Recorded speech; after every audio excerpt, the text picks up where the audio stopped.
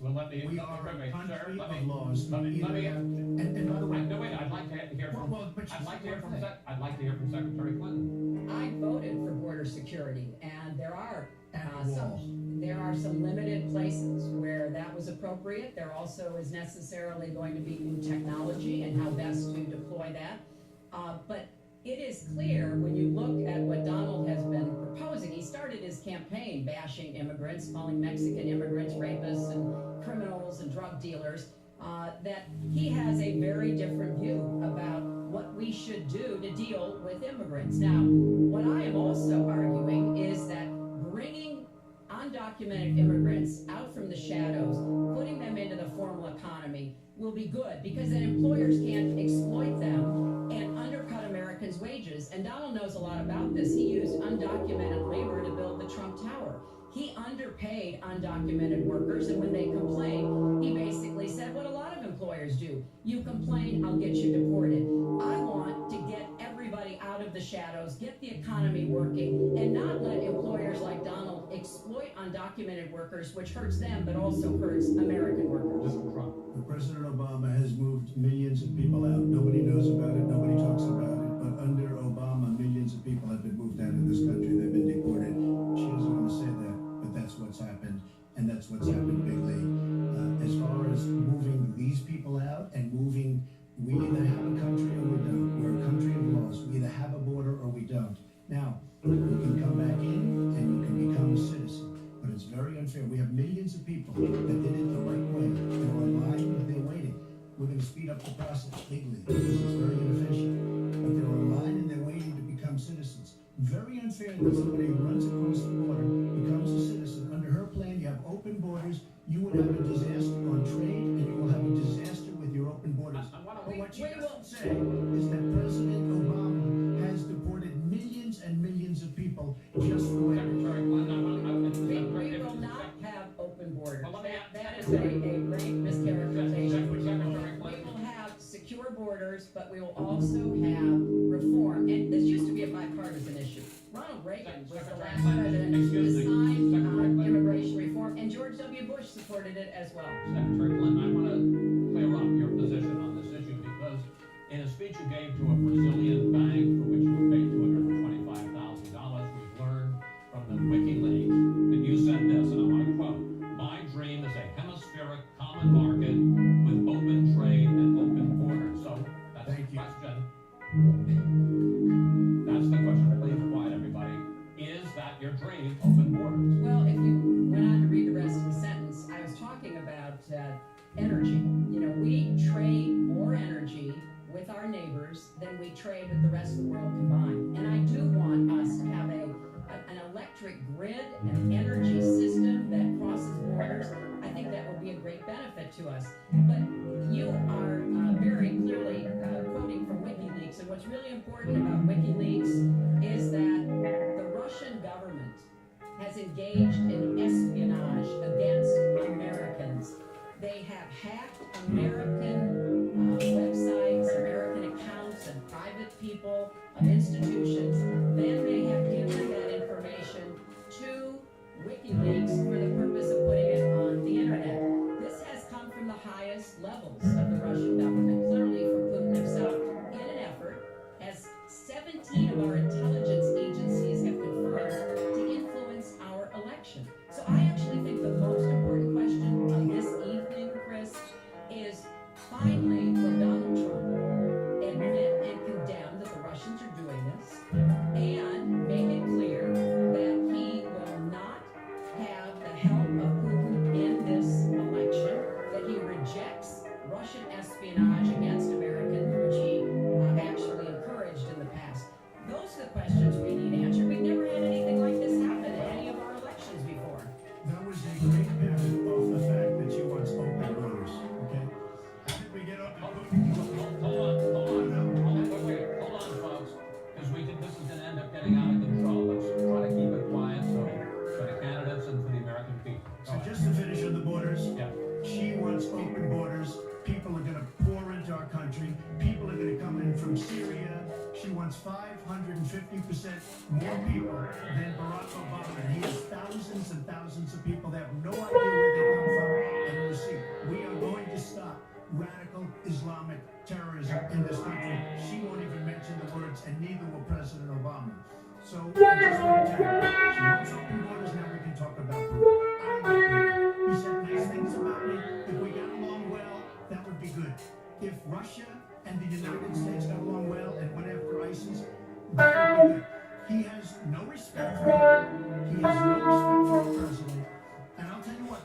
very serious trouble because we have a country with tremendous numbers of nuclear warheads, 1,800, by the way, where they expanded and we didn't.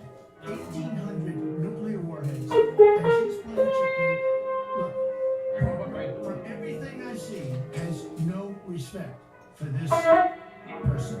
Well, that's because he'd rather have a puppet as president of the No United puppet, States. no puppet. And it's pretty clear. You're the puppet. It's pretty clear that you won't admit that You're the the- Russians have engaged in cyber attacks against the United States of America, that you encourage espionage against our people, that you are willing to stop the Putin line, sign up for his wish list, break up NATO, do whatever he wants to do, and that you continue to get help from him because he has a very clear favorite in this race. So I think that this is such an unprecedented situation. We've never had a foreign government trying to interfere in our election. We have 17 intelligence agencies, civilian and military, who have all concluded that these espionage attacks, these cyber attacks, come from the highest levels of the Kremlin, and they are designed to influence our election. I find that deeply disturbing, and I think it's She time has no you idea take a whether it's stand, Russia, because China, or anybody I am else. not She quoting has no myself. idea. I am quoting You have no 17 idea. do you doubt 17 Our military country has no and idea. civilian agencies? Well, Yeah, I he'd doubt rather work with Vladimir Putin than the military and civilian intelligence professionals who are sworn to protect us. I find that just absolutely She doesn't frightening. like Putin because Putin has outsmarted her every step of the way. Excuse me. Putin has outsmarted her in Syria. He's outsmarted her every step of the way. Yes, And I would like to ask you this direct question. The top national security officials in the Soviet Union that Russia has been behind these attacks. Even if you don't know for sure what they are, do you condemn any interference by Russia in the American election? by Russia or anybody else. You condemn their interference. Of course I condemn. Of course I can. I don't know Putin. I have no idea. I'm I asking never you. met Putin. This is not my best friend. But if the United States got along with Russia, it wouldn't be so bad. Let me tell you, Putin has outsmarted her and Obama at every single step of the way. Whether it's Syria, you name it, missiles.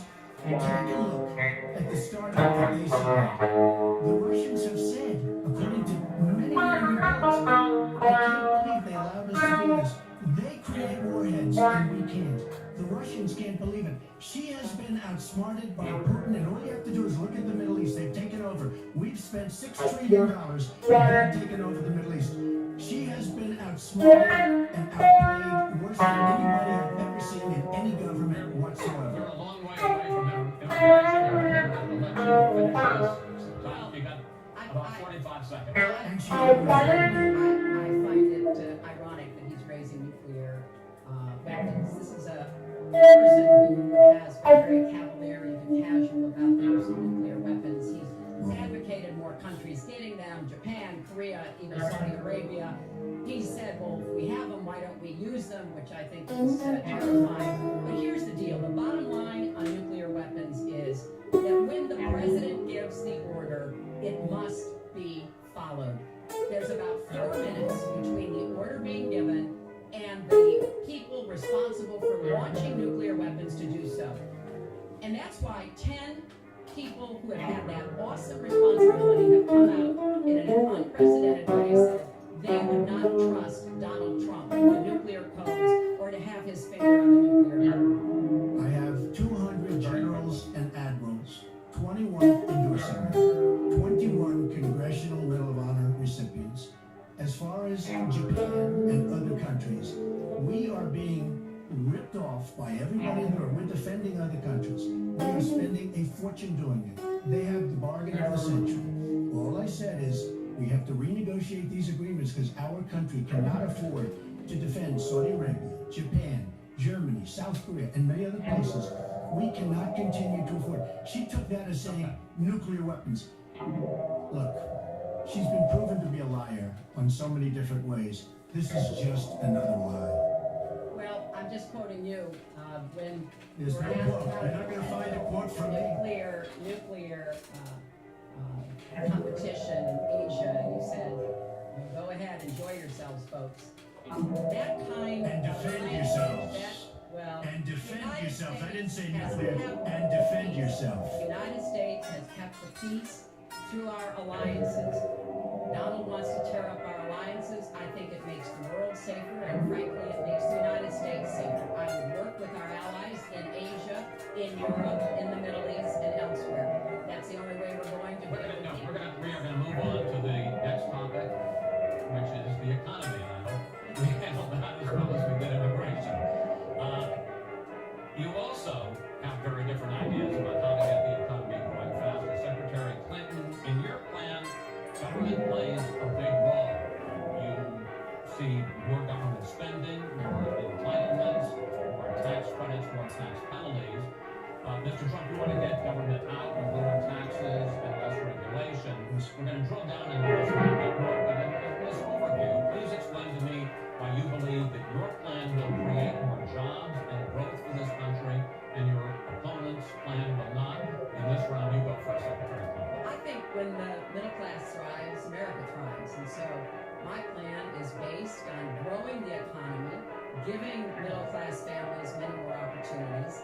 I want us to have the biggest jobs program since World War II, jobs in infrastructure and advanced manufacturing. I think we can compete with high-wage countries, and I believe we should. New jobs and clean energy, not only to fight climate change, which is a serious problem, but to create new opportunities and new businesses. I want us to do more to help small business. That's where 2/3 of the new jobs are going to come from. I want us to raise the national minimum wage because people who live in poverty should not, who work full-time should not still be in poverty. And I sure do want to make sure women get equal pay for the work we do.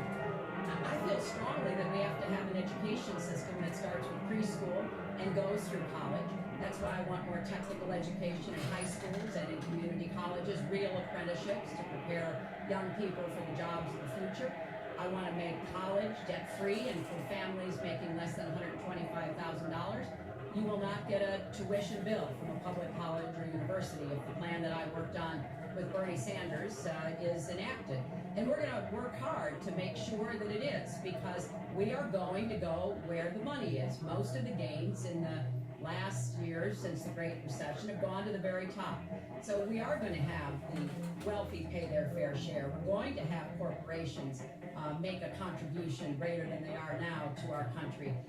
That is a plan that has been analyzed by independent experts, which said that it could produce 10 million new jobs. By contrast, Donald's plan has been analyzed to conclude it might lose 3.5 million jobs. Why? Because his whole plan is to cut taxes, to give the biggest tax breaks ever to the wealthy and to corporations, adding $20 trillion to our debt, and causing the kind of dislocation that we have seen before, because it truly will be trickle-down economics on steroids.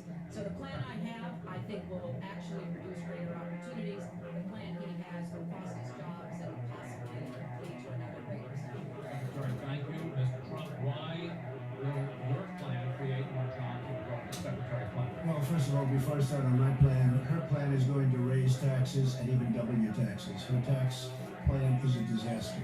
And she can say all she wants about college tuition, and I'm a big proponent. We're going to do a lot of things for college tuition, but the rest of the public's going to be paying for it. We will have a massive, massive tax increase under Hillary Clinton's plan. But I'd like to start off where we left, because when I said Japan and Germany, and I'm not to single them out, but South Korea, these are very rich, powerful countries. Saudi Arabia, nothing but money. We protect Saudi Arabia. Why aren't they paying? She immediately, when she heard this, I questioned, and I questioned NATO. Why aren't the NATO questions? Why aren't they paying? Because they weren't paying. Since I did this was a year ago, all of a sudden they're paying. I've been given a lot of credit for it. All of a sudden they're starting to pay up. They have to pay up. We're protecting people. They have to pay up.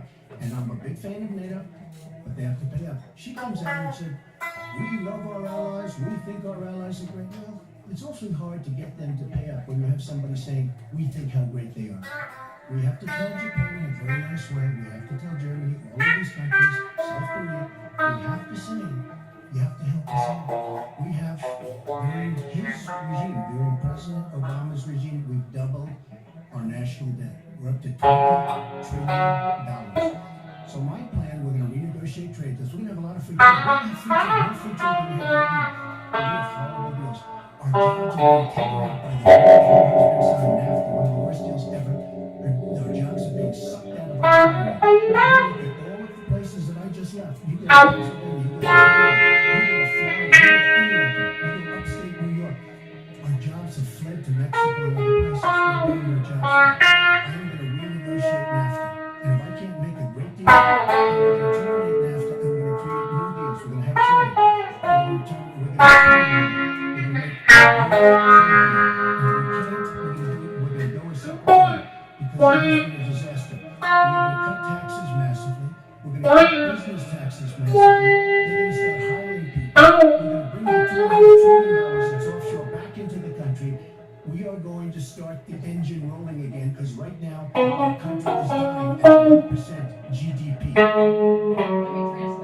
me translate that if I can, Chris, because he's going to largest tax cuts we've ever seen.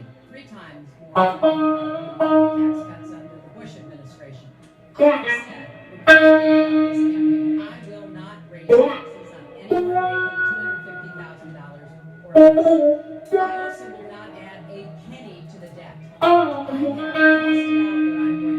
He will, through his massive tax cuts, add $20 trillion to the debt. Well, he mentioned the debt. We know how to get control of the debt. My husband was president. We went from a $300 billion deficit to a $200 billion deficit. We're actually on the path to eliminating the national debt. When President Obama came into office, he inherited the worst economic recession. He has cut the deficit by 2/3. So yes, one of the ways you go after the debt, one of the ways you create jobs is by investing in people. So I do have investments in new jobs, investments in education, skill training, and the opportunities for people to get ahead and stay ahead. That's the kind of approach. Cutting taxes on the wealthy, we've tried that.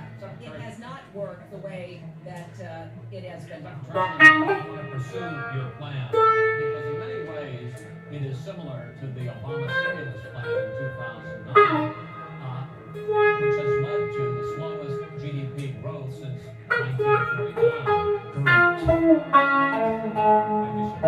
Thank you, sir. You told me in your interviews with President Obama that he did enough in what he was trying to do with this stimulus. So his plan basically even more of the Obama stimulus. Well, it's a combination, Chris, and let me say that when you inherit the level of economic catastrophe that President Obama inherited, it was a real touch-and-go situation. I was in the Senate before I became Secretary of State. I've never seen people as physically distraught as the Bush administration team was because of what was happening to the economy.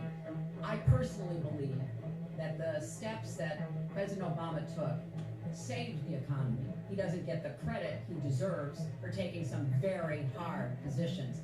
But it was a terrible recession. So now we've dug ourselves out of it. We're standing, but we're not yet running.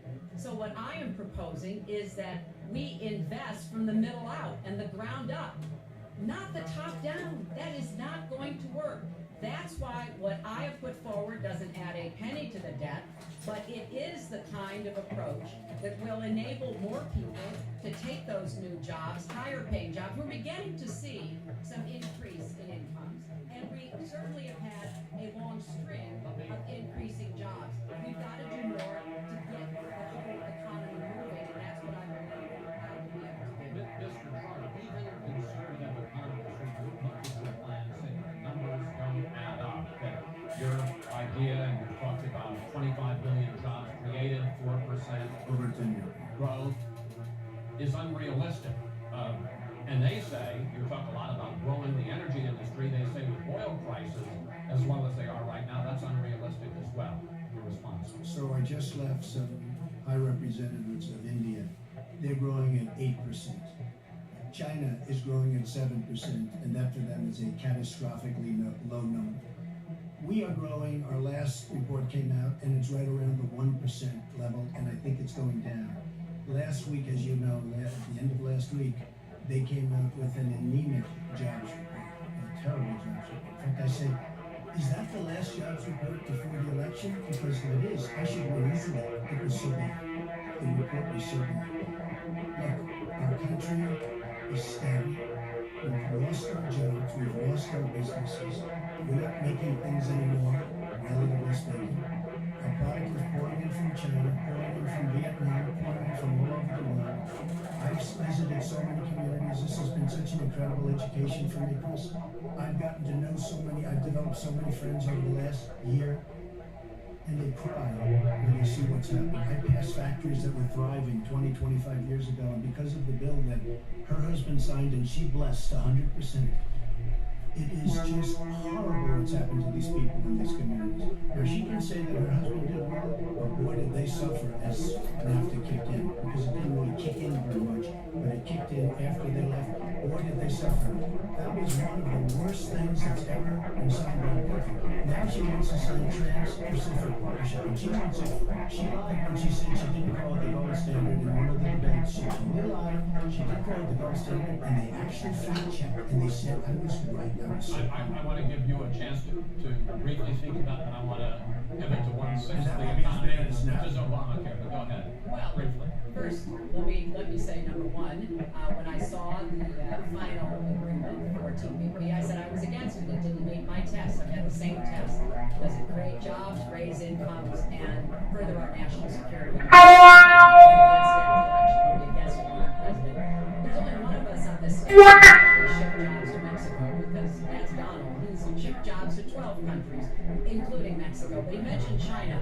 And one of the biggest problems we have with China is the illegal dumping of steel and aluminum into our markets. I have fought against that as a senator. I've stood up against it as Secretary of State. Donald has bought Chinese steel and aluminum.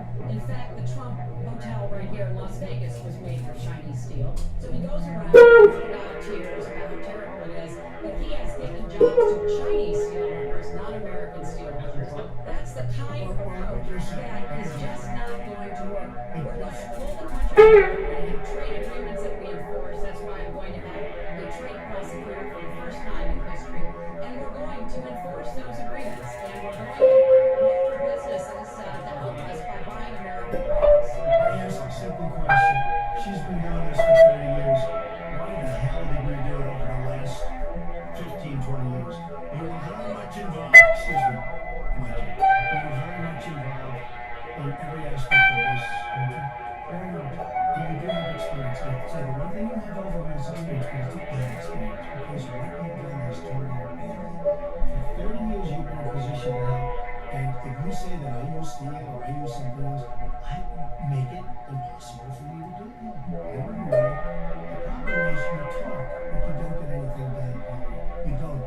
Just like when you ran the State Department, $6 billion was missing. How do you miss $6 billion? You ran the State Department, $6 billion was either stolen, I don't know, it's gone, $6 billion. If you become president, this country is going to be in some mess, believe me.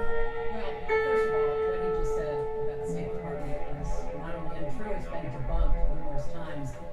But I think it's really an important issue to raise the 30 years of experience. Let me just talk briefly about that. You know, back in the 1970s, I worked for the Children's Defense Fund, and I was taking on discrimination against African American kids in schools. He was getting sued by the Justice Department for racial discrimination in his apartment buildings. In the 1980s, I was working to reform the schools in Arkansas.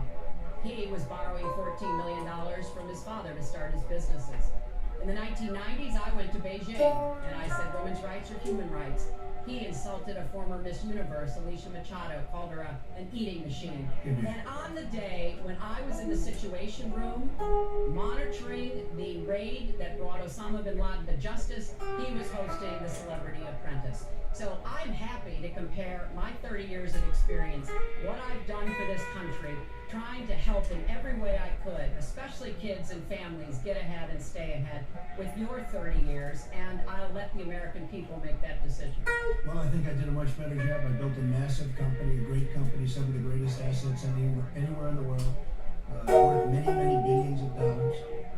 I started with a $1 million loan. I agree with that. It's a $1 million loan, but I built a phenomenal company. And if we could run our country the way I've run my company, we would have a country that you would be so proud of. You wouldn't even be proud of it. And frankly, when you look at her real record, take a look at Syria, take a look at the migration, take a look at Libya, take a look at Iraq. She gave us ISIS because her and Obama created this huge vacuum. And a small group came out of that huge vacuum because one day we should have never been in Iraq. Once we were there, we should have never got out the way they wanted to get out. She gave us ISIS as sure as you are sitting there. And what happened is now ISIS is in 32 countries. And now when you said how she's going to get rid of ISIS, she's going to get rid of me. All right, we are going to get to foreign hotspots in a few moments. The next segment is fitness to be president of the United States. Mr. Trump, at the last debate, you said your talk about grabbing women was just that, talk, and that you've never actually done it. And since then, as we all know, 9 women have come forward and said that you either broke them or kissed them without their consent. Why would so many different women from so many different circumstances over so many different years, why would they all in this last couple of weeks make up, and deny this, why would they all make up these stories? And since this is a question for both of you, Secretary Clinton, Mr. Trump says what your husband did and what you defended was even worse. Mr. Trump, you go first. Well, first of all, those stories have been largely debunked. And those people, I don't know those people. I have a feeling how they came. I believe it was her campaign that did it. Just like if you look at what came out today on the clips, where I was wondering what happened with my rally in Chicago and other rallies where we had such violence. She's the one in Obama that caused the violence. They hired people, they paid them $1,500, and they're on tape saying, be violent, cause fights, do bad things. I would say the only way, because those stories are all totally false, I have to say that. And I didn't even apologize to my wife, who's sitting right here, because I didn't do anything. I didn't know any of these women. I didn't see these women. These women, the woman on the plane, the one, I think they want either fame or her campaign did it. And I think it's her campaign. Because when I saw what they did, which is a criminal act, by the way, where they're telling people to go out and start fistfights and start violence. And I'll tell you what, in particular in Chicago, people were hurt and people could have been killed in that riot. And that was now all on tape, started by her. I believe, Chris, that she got these people to step forward. If it wasn't, they get their 10 minutes of fame. But they were all total, it was all fiction. It was lies and it was fiction. Well, at the last debate, we heard Donald talking about what he did to women. And after that, a number of women have come forward saying that's exactly what he did to them. Now, what was his response? Well, he held a number of big rallies where he said that he could not possibly have done those things to those women because they were not attractive enough for I did them not say to be that. assaulted. I did not say In that. fact, he went on to say Her 2 minutes, sir, her 2 minutes. But did not say that. It's her 2 minutes. he went on to say, look at her. I don't think so. About another woman, he said, that wouldn't be my first choice. He attacked the woman reporter writing the story, called her disgusting, as he has called a number of women during this campaign. Donald thinks belittling women makes him bigger. He goes after their dignity, their self-worth, and I don't think there is a woman anywhere who doesn't know what that feels like. So we now know what Donald thinks and what he says and how he acts toward women. That's who Donald is.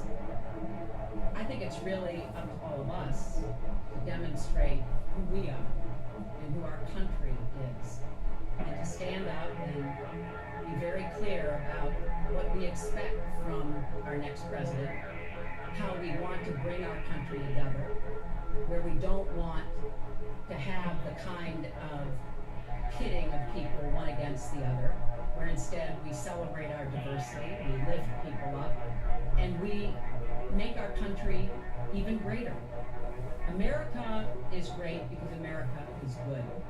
And it really is up to all of us to make that true now and in the future, and particularly for our children and our grandchildren. Mr. Trump, Nobody has more respect for women than I do. Nobody. Nobody has more respect. please, everybody. And frankly, those stories have been largely debunked. And I really want to just talk about something slightly different. She mentions this, which is all fiction, all fictionalized, probably or possibly started by her and her very sleazy campaign. But I will tell you, what isn't fictionalized are her emails, where she destroyed 33,000 emails criminally, after getting a subpoena from the United States Congress. What happened to the FBI? I don't know. We have a great general, 4-star general, today, we read it in all the papers, going to potentially serve 5 years in jail for lying to the FBI. One lie. She's lied hundreds of times to the people, to Congress, and to the FBI. He's going to probably go to jail. This is a 4-star general. And she gets away with it, and she can run for the presidency of the United States. That's really what you should be talking about, not fiction, where somebody wants fame or where they come out of her crooked campaign. Secretary Clinton. Well, every time Donald is pushed on something which is obviously uncomfortable, like what these women are saying, he immediately goes to denying responsibility. And it's not just about women. He never apologizes or says he's sorry for anything. So we know what he has said and what he's done to women. But he also went after a disabled reporter, mocked and mimicked him on national television. He went after Mr. and Mrs. Khan, parents of a young man who died serving our country, a Gold Star family because of their religion. He went after John McCain, a prisoner of war, said he prefers people who aren't captured. He went after a federal judge, born in Indiana, but who Donald said couldn't be trusted to try the fraud and racketeering case against Trump University because his parents were Mexican. So it's not one thing, this is a pattern of divisiveness, of a very dark and in many ways dangerous vision of our country, where he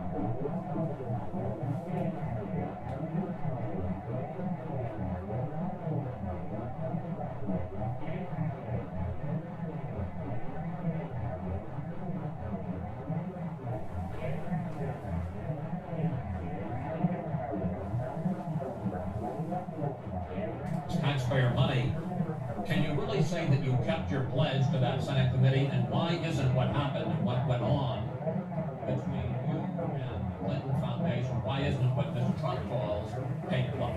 Well, everything I did as Secretary of State was in furtherance of our country's interests and our values. The State Department has said that. I think that's been proven. But I am happy. In fact, I'm thrilled to talk about the Clinton Foundation because it is a world-renowned charity.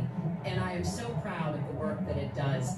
You know, I could talk for the rest of the debate. I know I don't have the time to do that. But just briefly, the Clinton Foundation made it possible for 11 million people around the world with HIV/AIDS to afford treatment, and that's about half of all the people in the world who are getting treatment.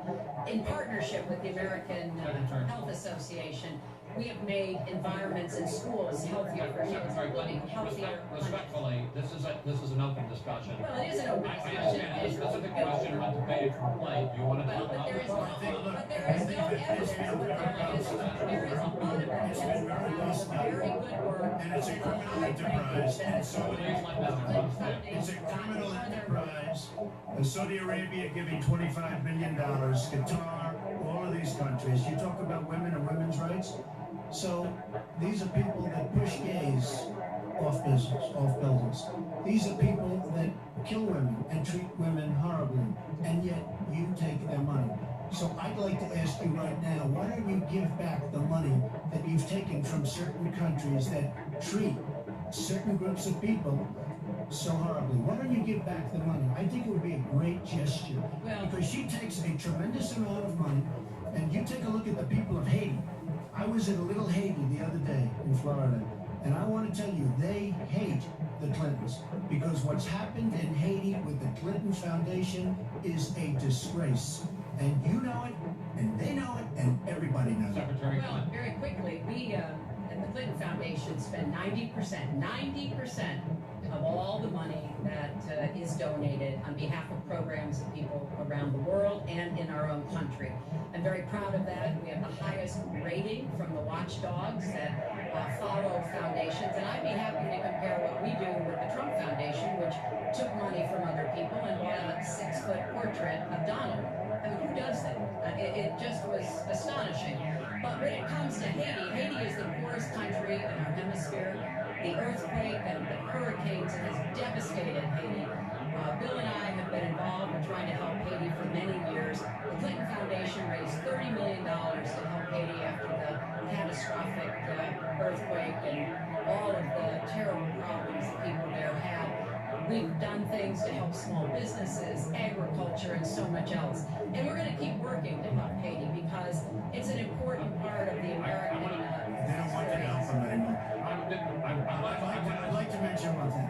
Trump Foundation, small foundation. People contribute, I contribute. The money goes 100% goes to different charities, including a lot of military.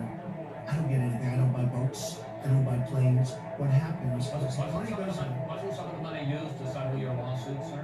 No, we put up the American flag, and that's it. They put up the American flag. We fought for the right in Palm Beach to put up the There was American. a penalty that was imposed by Palm Beach County. There for was. money paid from your And by the way, the money foundation. went to Fisher House, where they build houses. The money that you're talking about went to Fisher House, where they build houses for veterans and disabled. I want to get into one But of last. course, there's no way we can know whether any of that is true because he hasn't released his tax returns. He is the first candidate ever to run for president in the last 40 plus years who has not released his tax returns. So everything he says about charity or anything else, we can't prove it. You can look at our tax returns. We've got them all out there. But what is really troubling is that we learned in the last debate he has not paid a penny in federal income tax. And we were talking about immigrants a few minutes ago, Chris. You know, half of all immigrants, undocumented immigrants in our country, actually pay federal income tax. So we have undocumented immigrants in America who are paying more federal income tax than a billionaire. I find So let me that just just tell you for a second. astonishing. We're entitled, because of the laws that people like her pass, to take massive amounts of depreciation and other charges, and we do it. And all of her donors, just about all of them. I know Buffett took hundreds of millions of dollars. Soros, George Soros, took hundreds of millions of dollars. Let me just explain. Wait, All no, of we- her donors, most of her donors Mr. have Trump. done the same thing as I did. Okay. And you know what you should have done? Folks, we heard And this. you know, Hillary, what you should have done? You should have changed the law when you were a United States Senator. Folks, we heard this. Yeah. Because your donors and your special interests are doing the same thing as I do, except even more so. Well, You should have changed the law, but you won't change the law because you take in so much money. I mean, I sat in my apartment today in a very beautiful hotel down the street, known as Made with Chinese steel. but I will tell you, I sat there watching ad after ad after ad, false ad, all paid for by your friends on Wall Street that gave so much money because they know you're going to protect them. And frankly, you should have changed the law. If you don't like what I did, you should have changed the law. Mr. Trump, I want to ask you about one last question in this topic. You have been warning at rallies recently that this election is rigged and that Hillary Clinton is in the process of trying to steal it from you. Your running mate, Governor Pence, pledged on Sunday that he and you, his words, will absolutely accept the result of this election. Today, your daughter Ivanka said the same thing. I want to ask you here on the stage tonight, do you make the same commitment that you will absolutely, sir, that you will absolutely accept the result of this election? I will look at it at the time. I'm not looking at anything now. I'll look at it at the time. What I've seen is so bad. First of all, the media is so dishonest and so corrupt, and the pile on is so amazing. And the New York Times actually wrote an article about it, but they don't even care. It's so dishonest, and they poison the minds of the voters. But unfortunately for them, I think the voters are seeing through it. I think they're going to see through it. We'll find out on November 8th, but I think they're going to see through it. If you look, excuse me, please, if you look at your voter rolls, you will see millions of people that are registered to vote. Millions. This isn't coming from me. This is coming from Pew Report and other places. Millions of people that are registered to vote that shouldn't be registered to vote. So, let me just give you one other thing. So I talk about the corrupt media. I talk about the millions of people. I'll tell you one other thing. She shouldn't be allowed to vote. She's guilty of a very, very serious crime. She should not be allowed to run. And just in that respect, I say it's rigged. Because she should never have been allowed to run for the presidency based on what she did with emails and so many other things. But sir, there is a tradition in this country, and in fact one of the prides of this country is the peaceful transition of power, and that no matter how hard fought a campaign is, that at the end of the campaign, that loser concedes to the winner. I'm not saying that you're necessarily going to be the loser or the winner, but that the loser concedes to the winner, and that the country comes together in part for the good of the country. Are you saying you're not prepared now to What commit I'm to saying that? is that I will tell you at the time. I'll keep you in suspense. Well, Okay? Chris, let me respond to that because that's horrifying. You know, every time Donald thinks things are not going in his direction, he claims whatever it is rigged against him. The FBI conducted a year-long investigation into my emails. They concluded there was no case. He said the FBI was rigged. He lost the Iowa caucus. He lost the Wisconsin primary. He said the Republican primary was rigged against him. Then Trump University gets sued for fraud and racketeering. He claims the court system and the federal judge is rigged against him. There was even a time when he didn't get an Emmy for his TV program 3 years in a row, and he started tweeting that the Emmys were rigged. I should have gotten it. This is a mindset. This is how Donald thinks, and it's funny, but it's also really troubling. Okay. Now, that is not the way our democracy works. We've been around for 240 years. We've had free and fair elections. We've accepted the